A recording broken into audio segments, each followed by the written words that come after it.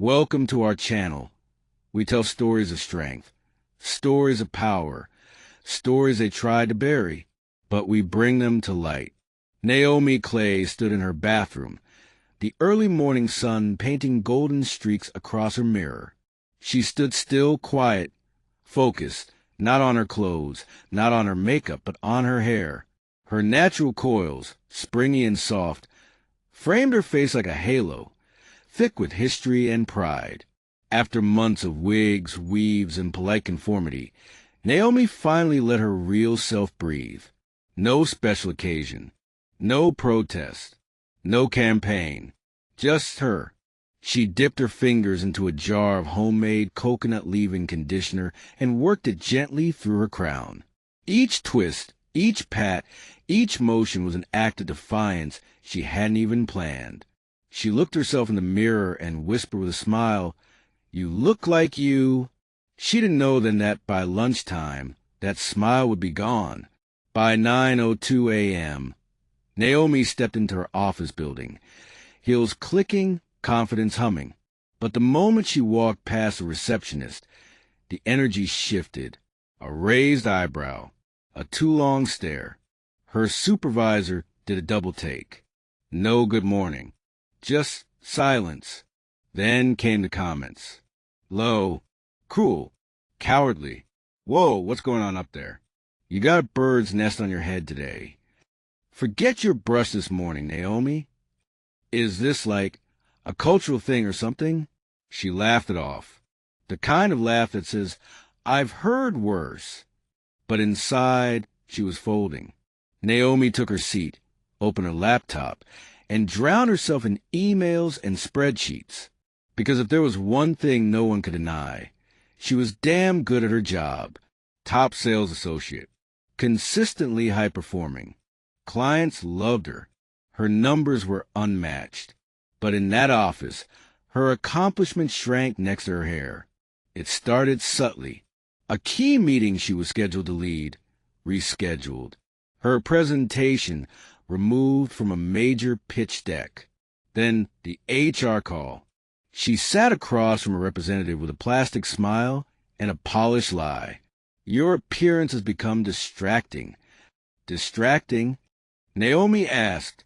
It's not in line with our company's visual branding, they added.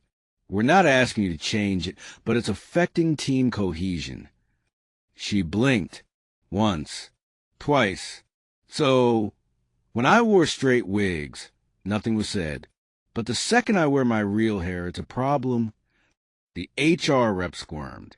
It's not about race or texture. It's about professionalism. Professionalism.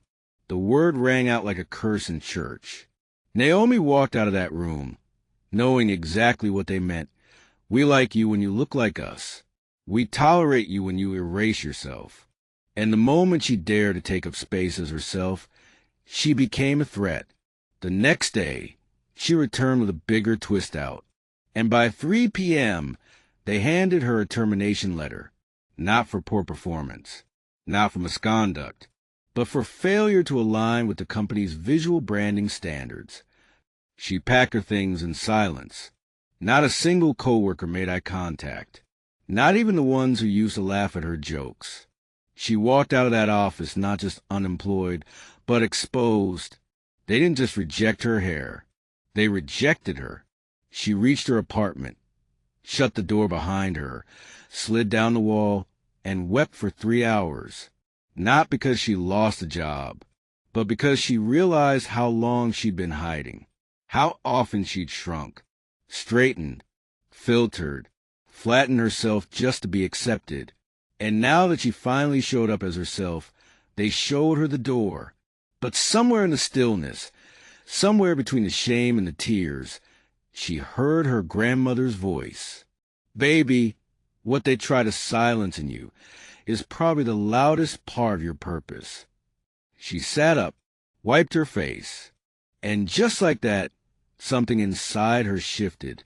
They didn't fire her because she was unprofessional. They fired her because her freedom scared them. So she made a vow to turn that fear into fuel.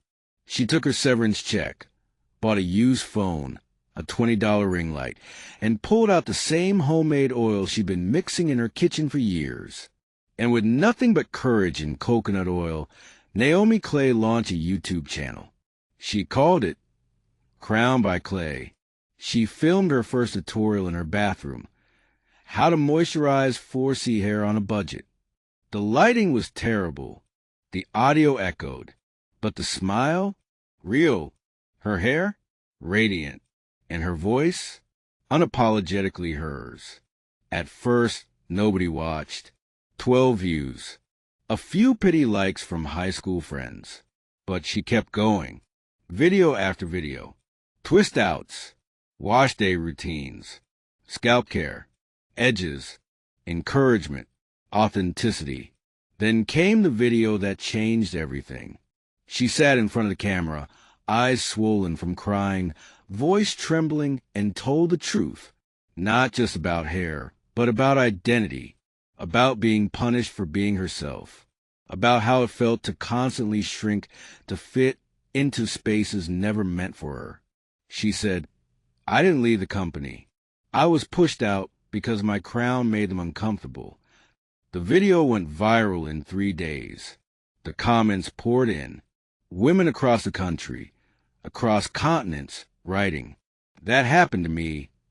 I was told the same thing. I thought I was alone." Suddenly, Naomi wasn't just a girl with curls and a camera. She was a symbol, a sister, a spark. 6 months later, she launched her first product line, all natural, all handmade, no parabens, no relaxers, just the real stuff. Her slogan? "From coils to crowns, this is for us." She sold out in 4 days. Influencers started calling. Salons asked to carry her line. Investors offered 6-figure deals. But Naomi made a promise. These stays rooted. She hired black chemists, partnered with black-owned farms, created mentorship programs for young girls in underrepresented communities who wanted to build something of their own. And she wrote a corporate code of culture, a living document, a declaration. We do not shrink our curls or our convictions. Your natural is your professional.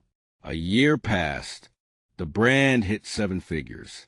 And then came the invitation. The same company that fired her was hosting a diversity and inclusion summit. They wanted a keynote speaker. Her name was on the list. They didn't even recognize it. Naomi walked into that same building, this time as a mogul. Her afro, even bigger. Her heels, even higher. Her presence, unmissable. She stepped onto the stage, locked eyes with the same HR director who once called her a distraction, and the same manager who stayed silent while it happened. She spoke with calm, with conviction, with truth. 2 years ago, I was told my hair didn't fit this company's image. Today, I run a 7-figure business, serving people who look like me, people who are tired of being told they don't belong. This isn't just about curls. It's about culture, about confidence, about carving out spaces that don't ask us to shrink just to shine. The audience applauded. The irony? HR posted clips of her speech on social media with hashtags like #empowerment and #blackexcellence. Called her an inspiration. But Naomi didn't forget. They once called her hair unprofessional. Now they wanted to profit off her pain. So she made one final move. She didn't partner with them, didn't take their money. Instead, she quietly purchased 51% of their parent company's stock. Through black-owned venture capital firms, silent allies, and relentless determination, she became majority owner. At the next board meeting, she walked in wearing the boldest afro of her life and said, without flinching, "First order of business, rewrite the dress code. Effective immediately. Natural is not a violation. It's a declaration." Naomi Clay didn't just bounce back. She built back, bigger, bolder, and on her own terms. Because the truth is, when you're punished for being yourself, the most radical thing you can do is stay yourself. They fired her crown. She built a kingdom. And when they tried to silence her, she turned her story into a megaphone. So, the next time they tell you your hair is too wild, too bold, too much, remember, they don't fear your hair. They fear your power. Thanks for watching today's story. If this story moved you, inspired you, or reminded you of your own worth, don't forget to like, share, and subscribe to Black Struggles. And let us know in the comments where you're watching from. Stay powerful.